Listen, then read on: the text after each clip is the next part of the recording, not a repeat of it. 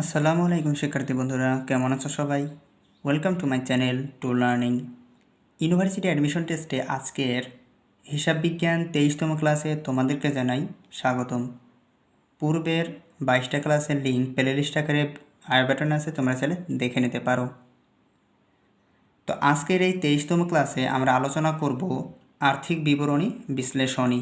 এই অধ্যায়টা very important তুমি যদি ইউনিভার্সিটি অ্যাডমিশন টেস্ট দিয়ে থাকো। তো যদি ঢাকা ইউনিভার্সিটি, রাজশাহী ইউনিভার্সিটি, জগন্নাথ, জাহাঙ্গীরনগর অথবা চট্টগ্রাম ইউনিভার্সিটি পরীক্ষা দাও না কেন, এই 4টা ইউনিভার্সিটিতে এই অধ্যায় থেকে প্রতি বছরই কোশ্চেন করে থাকে। তো এই অধ্যায়টা তুমি যদি ভালোভাবে পড়তে পারো বা শিখতে পারো, তো তুমি ইজিলি এই অধ্যায়টা অ্যান্সার তুমি করতে পারবা। তা ক্লাস শুরুর পূর্বে আমি তোমাদেরকে একটা কথা বলে রাখি, সেটা হচ্ছে এই অধ্যায়টা সম্পূর্ণ হচ্ছে সূত্রের উপর ডিপেন্ডেন্ট। তুমি যদি এই অধ্যায়ের সূত্রগুলো তুমি মুখস্থ করতে পারো বা যদি জানতে পারো, নিয়মটা যদি বুঝতে পারো, তাহলে তুমি অধ্যায়টা পারবা। আর সূত্রগুলো খুবই সহজ, ইজি। তো আমি চেষ্টা করব খুব সহজে তোমাদের কাছে উপস্থাপন করার জন্যে। আর তোমরা যারা আমার চ্যানেলে নতুন, চ্যানেলটাকে সাবস্ক্রাইব করে রাখতে পারো। আর তোমরা যারা পুরাতন আমাদের সাবস্ক্রাইবার আসো, তোমরা ভিডিওটা শেয়ার করে দাও তোমাদের বন্ধুদের মাঝে, তারাও যেন দেখে উপকৃত হতে পারে। আর তোমরা যেন আমাদের ফেসবুক গ্রুপে জয়েন না হয়ে থাকো, ভিডিও ডিসক্রিপশন লিঙ্ক আছে, জয়েন হতে পারো। তো অনেক কথাই বললাম, এখন আমরা একটু ক্লাসটা শুরু করি। তো ক্লাস শুরু করার পূর্বে বরাবরই আমি তোমাদেরকে বিশ্ববিদ্যালয়ের প্রশ্ন সমাধান করে তারপর আমরা ক্লাসটা শুরু করি, মেন পয়েন্টে যাই। তো কেন বিশ্ববিদ্যালয়ে প্রশ্ন দিই সেটা আমরা প্রতিবারই বলি, তারপর আমি একটু সামারি বলেছি।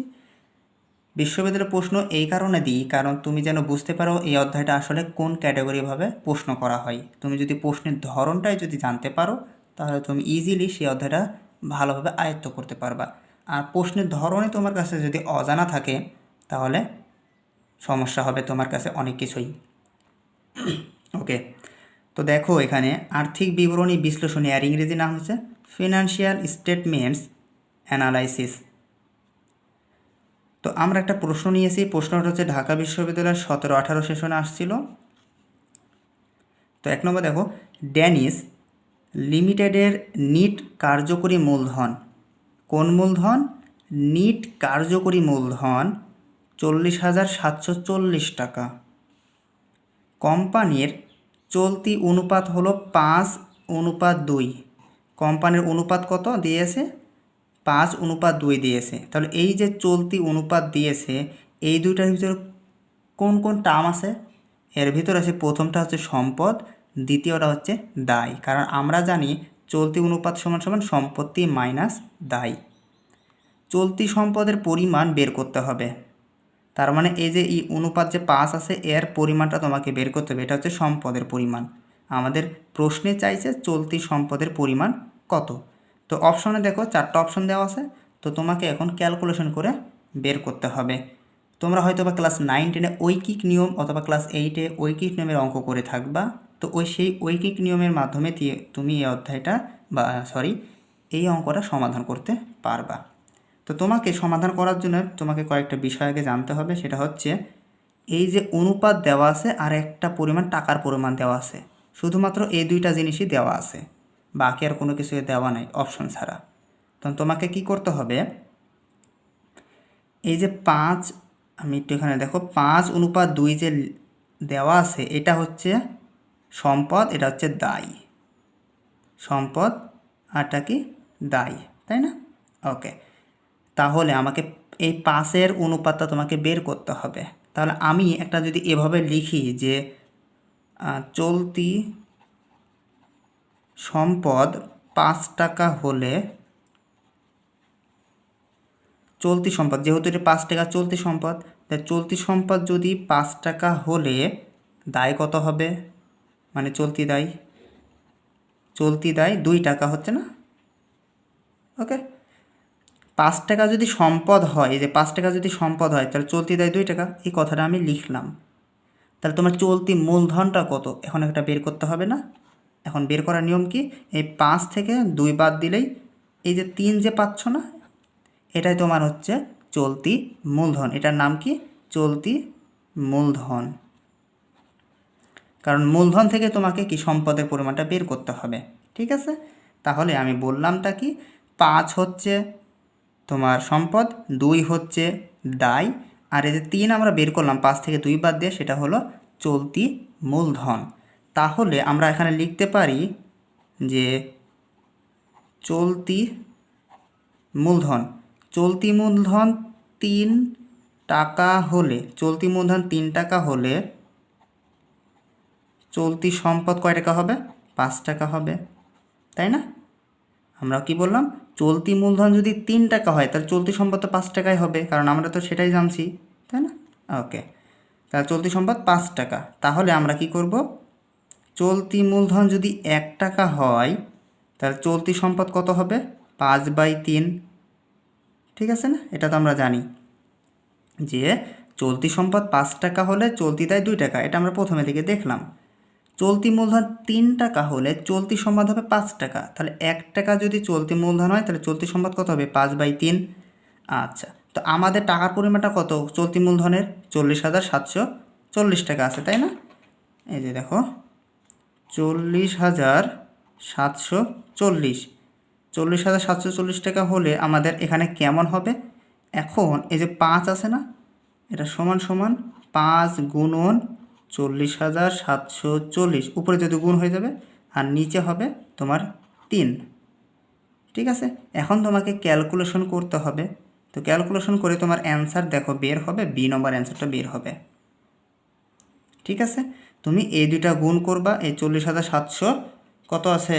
40,740 গুণন 5, তুমি যদি 5 এটার সাথে গুণ দাও তাহলে তোমার টাকা দাঁড়াবে ম্যাক্সিমাম এই যে 2,60,000, হ্যাঁ 2,03,700 টাকার মতন দাঁড়াবে। ঠিক আছে, ওইটার সাথে তোমাকে 3 দিয়ে ভাগ দিতে হবে।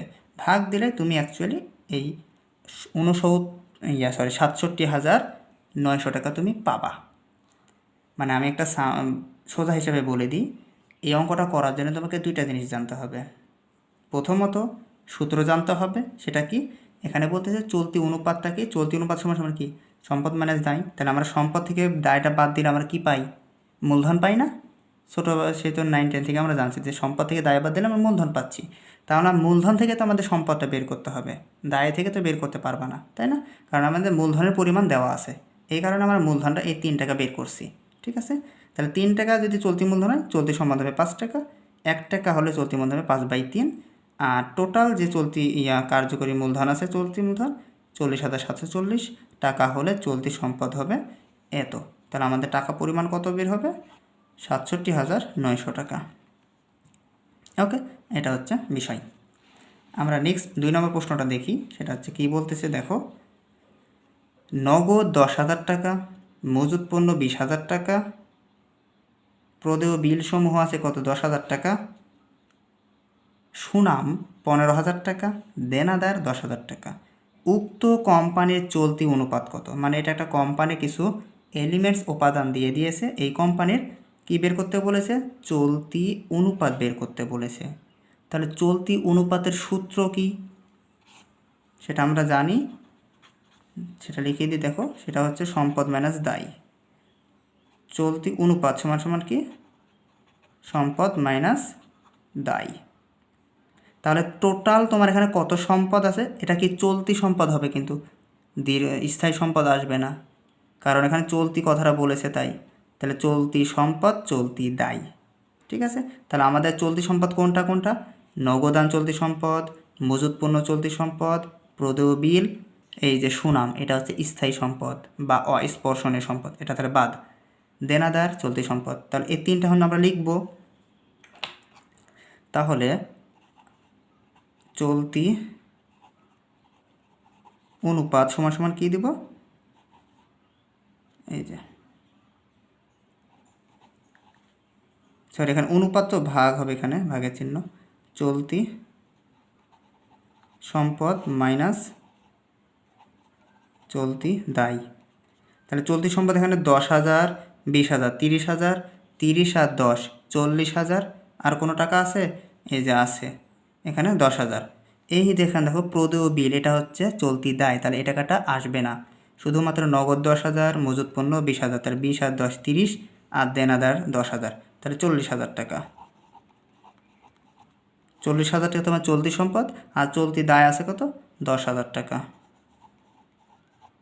তাহলে এটার সাথে এটা ভাগ দিলে কত বাড়াবে? অবশ্যই তো 4:1 বাড়াবে না, কারণ উপরে তোমার এখানে কীভাবে 4 থাকতেছে, নিচে 1 থাকতেছে। তাহলে এই অনুপাতের কারণে কি ভাগ চিহ্ন, এটা মানে তার মানে আমরা লিখতে পারি 4:1। তাহলে আমাদের অ্যান্সারে দেখো 4:1 আছে। এই অধ্যায়টা খুব ইজি যদি তুমি সূত্র জানো। তো সূত্র না জানলে এই অধ্যায়টা কানা। এখন তুমি কি করবা ডিসিশন নাও, সূত্র মুখস্থ করে শিখবা নাকি গড়গড়াভাবে এমনি না জানলেও হবে, সেটা তোমার ইচ্ছা, মনে হয় তোমার যেটা ভালো হয় সেটা করবা। কিন্তু আমি বলবো সূত্রগুলো ভালোভাবে একটু মুখস্থ করে নিতে, ঠিক আছে? তো আশা করি এই অধ্যায়টার বিষয়ে তুমি একটা বেসিক কনসেপ্ট তুমি ধারণা পাইছো যে এই অধ্যায়টার জন্য তোমার কী কী বিষয় জানতে হবে। তো এখানে দেখো আমরা কিছু আদর্শ মান দেখব এই অধ্যায়টার জন্যে, কারণ তোমাকে এই অধ্যায়ের সূত্রের পাশাপাশি কিছু আদর্শ মান তোমাকে জানতে হবে। এখন আদর্শ মান হচ্ছে মোটামুটি দেখো যে 1 নম্বরে বলেছি কি, যে চলতি অনুপাত সমান সমান কি চলতি সম্পদ চলতি দায়, এর আদর্শ গড় মান হচ্ছে 2:1। প্রশ্ন আসতে পারে এইভাবে যে চলতি অনুপাতের আদর্শ গড় মান কত, চলতি অনুপাতের আদর্শ গড় মান কত, তখন তোমাকে বলতে হবে 2:1। বিভিন্ন অনুপাত দিয়ে দিবে, তোমাকে এটা জানলে তুমি অ্যান্সার করতে পারবা, ঠিক আছে? দ্বিতীয়ত দেখো তারল্য বা তড়িৎ অনুপাত বা অগ্নি পরীক্ষা, 3টা নাম, আরও একটা নাম আছে সেটা হচ্ছে অ্যাসিড টেস্ট। তারল্য, তড়িৎ, অগ্নি আর এটা কি অ্যাসিড টেস্ট সমান সমান কি তড়িৎ সম্পদ ডিভাইডেড বাই তড়িৎ দায়, এর আদর্শ গড় মান কত 1:1, তাই না? অগ্নি পরীক্ষার মানে তড়িৎ অনুপাতের সূত্রটা হচ্ছে তড়িৎ সম্পদ থেকে তড়িৎ দায় বাদ দিতে হবে, ঠিক আছে? তড়িৎ সম্পদ থেকে তড়িৎ দায় বাদ দিতে হবে। আর আমরা যে চলতি অনুপাতটা দেখলাম এখানে শুধুমাত্র চলতি ফাংশানগুলো আসবে, কোনো স্থায়ী ফাংশান কিছু আসবে না, ওকে? আর এই যে এখানে তড়িৎ সম্পদ, এই তড়িৎ সম্পদের কিন্তু একটা সূত্র আছে, তড়িৎ সম্পদের একটা সূত্র আছে, তোমাকে চলতি সম্পদ থেকে বাদ দিতে হবে কিছু আইটেম। চলতি সম্পদ থেকে কি কি বাদ দিতে হবে? একটা হচ্ছে মজুদ পণ্য, দ্বিতীয়ত বাদ দিতে হবে অগ্রিম ব্যয়। চলতি সম্পদ থেকে মজুদ পণ্য বা অগ্রিম ব্যয় সমাকে বাদ দিলে তুমি পাবা হচ্ছে তড়িৎ সম্পদ, অথবা তুমি নগদ প্লাস বিনিয়োগ প্লাস প্রাপ্য হিসাব যোগ করলেও তুমি তড়িৎ সম্পদ পাবা, ওকে? আচ্ছা, আর তড়িৎ দায়টা কেমনে, সেটা হচ্ছে তোমার চলতি দায় থেকে ব্যাংক জমাতিরিক্ত বাদ দিতে হবে, ব্যাংক জমাতিরিক্ত বাদ দিতে হবে, তাহলে তুমি তড়িৎ দায় পাবা। আর এর আদর্শ মান কত 1:1, ঠিক আছে? ওকে, আশা করি তুমি বুঝতে পারছো। আবার এখানে আরেকটা প্রশ্ন আছে যে তড়িৎ অনুপাতের মাধ্যমে কিসের ক্ষমতা নির্দেশ করে, মানে স্বল্পমেয়াদী দায় পরিশোধের ক্ষমতা নির্দেশ করে, মানে এটাকে দায় পরিশোধের ক্ষমতা বলে, দায় পরিশোধের ক্ষমতা নির্দেশ করে। কি বললাম? দায় পরিশোধের ক্ষমতা নির্দেশ করে হচ্ছে তড়িৎ অনুপাত, তড়িৎ অনুপাতটা নির্দেশ করে হচ্ছে দায় পরিশোধের ক্ষমতা, ঠিক আছে? এখন দেখো 3 নম্বর চলতি বা কার্যকরী মূলধন অনুপাত। তো এটা সূত্র হচ্ছে চলতি বা কার্যকরী মূলধন ডিভাইডেড বাই চলতি দায়, এর আদর্শ গড় মানটা হচ্ছে 1:1, মানে এটারও যা এটারও ওটা সেম। এখন কথা হচ্ছে এই যে কার্যকরী মূলধন, এটা একটা সূত্র আছে, সূত্রটা কি? সূত্রটা হচ্ছে চলতি সম্পদ থেকে চলতি দায় বাদ দিতে হবে মাইনাস চলতি দায়, ওকে? চলতি সম্পদ থেকে চলতি দায় বাদ দিলে তুমি কার্যকরী মূলধন পাবা, আর ডিভাইডেড বাই চলতি দায়, দেন তুমি কি পাবা? অ্যান্সার পাবা, যে অ্যান্সারটা পাবো ওটা হচ্ছে তার আদর্শ গড় মানটা হবে 1:1 হবে, ঠিক আছে? ওকে, আশা করি বুঝতে পারছি। এই সূত্রগুলো তুমি অবশ্যই মুখস্থ করে নিবা, কারণ সূত্র ছাড়া তুমি অঙ্ক পারবা না এই অধ্যায়ের। 4 নম্বরে দেখো মজুদ আবর্তন অনুপাত। এটা হচ্ছে মানে একটা প্রতিষ্ঠানের কার্যকরিতা পরিমাপ করে বা প্রতিষ্ঠানের তার বিনিয়োগকৃত সম্পত্তি কতটুকু কার্যকর সেটা মূল্যায়ন করার জন্য এই মজুদ আবর্তন অনুপাত নির্ণয় করা হয়। তো এটা সূত্র হচ্ছে বিক্রিত পণ্যের ব্যয় ডিভাইডেড বাই গড় মজুদ, আর এর আদর্শ গড় মান হচ্ছে 6 থেকে 8 বার। আদর্শ মান কি? 6 থেকে 8 বার। এই যে বিক্রিত পণ্যের ব্যয়, তোমাকে এখন ওই যে আমরা যে বিক্রিত পণ্যের অধ্যায়টা করেছিলাম সেখানে তো তোমরা জানো যে বিক্রিত পণ্যের ব্যয় নির্ণয় সূত্রটা কি, নিট বিক্রয় থেকে বাদ দিতে হবে, নিট বিক্রয় মাইনাস কি হবে, মোট মুনাফা। নিট বিক্রয় থেকে তুমি যদি মোট মুনাফা বাদ দাও তাহলে তুমি পাবা বিক্রিত পণ্যের ব্যয় পাবা। আর গড় মজুদের একটা সূত্র আছে, সেটা হচ্ছে এইটা, এরকমভাবে ডিভাইডেড বাই হবে প্রারম্ভিক মজুদ যোগ সমাপনী মজুদ ডিভাইডেড বাই 2। এটা হচ্ছে গড় মজুদ। প্রারম্ভিক মজুদের সাথে সমাপনী মজুদ যোগ করলেই ভাগ দিলে 2, তাহলে তুমি পাবা হচ্ছে এই গড় মজুদটা পাবা। তাহলে তুমি একে জানতে হবে বিক্রিত পণ্যের ব্যয় জানতে হবে, যদি প্রশ্নে দেওয়া থাকলো তো হলো, আর যদি এভাবে ইন্ডিভিজুয়ালি দেওয়া থাকে যে নিট বিক্রয় দেওয়া আছে, মোট মুনাফা দেওয়া আছে, তাহলে দুটা মাইনাস করবা, তাহলে তুমি বিক্রিত পণ্যের ব্যয়টা পেয়ে যাবা।